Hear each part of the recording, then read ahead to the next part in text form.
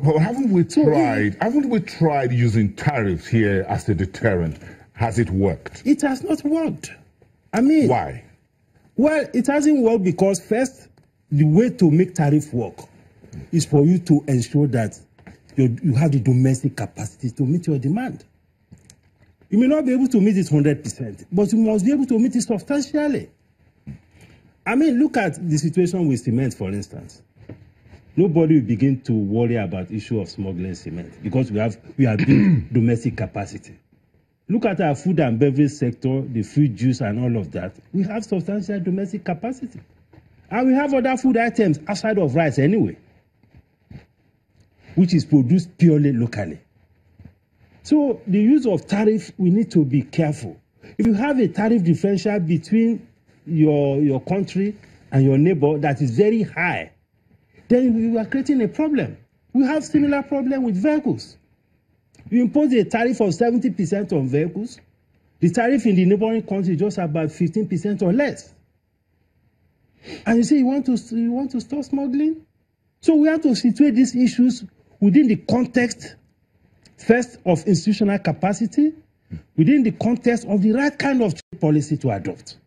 Because your trade policy must take account of the circumstances of your country. Because what is happening now is that, first, we lose a lot of revenue through these high tariffs. We lose a lot of jobs. Our ports are being underutilized. Most of the activities in the Nigerian ports are now being transferred to the neighboring country ports. So we lose a lot of jobs, we lose a lot of revenue. And on top of that, we create room for smugglers to thrive. And this will connive even with some unscrupulous custom agents. So we have to get our policies right. And issues of closure of border is not purely an agric ministry issue. We have the Trade and Investment Ministry. We have the Ministry of Interior. We have the Foreign Affairs Ministry. We have to look at the ramifications of all of these issues and the implications for the economy. Rice production is just about 2% of national GDP. What happens to the rest of the economy if you go and close the border? So if we close the land border, as the Agric Minister says, yes, well, that'll be closed to rice, so you can still bring in tires. No, it's going to be closed. That is my understanding. It's going to be closed because right now you are not even supposed to bring it through legally. You are not supposed to bring it through the land borders. Yes, except through the waters. Yes. The same thing with vehicles.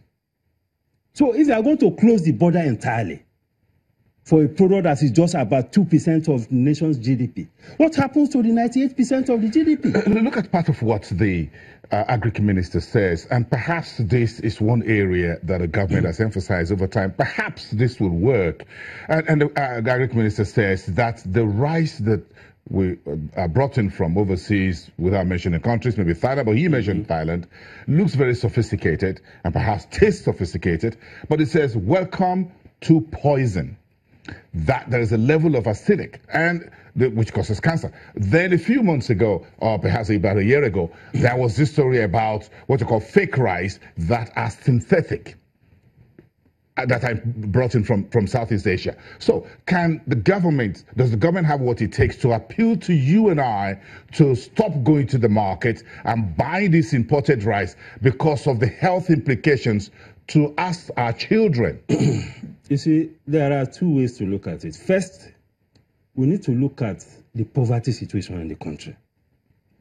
There is so much poverty that the average man will think first of what is affordable before we begin to talk of all this. But that kills him eventually.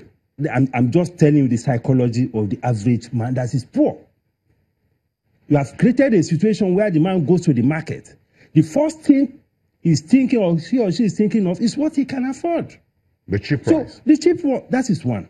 Secondly, in order to shape the behavior of people, the behavior of players in the economy, you must have institutions that work. I heard the minister blaming Benin Republic, they are not cooperating. It's not the problem of Benin Republic. It's a question of putting your own house in order.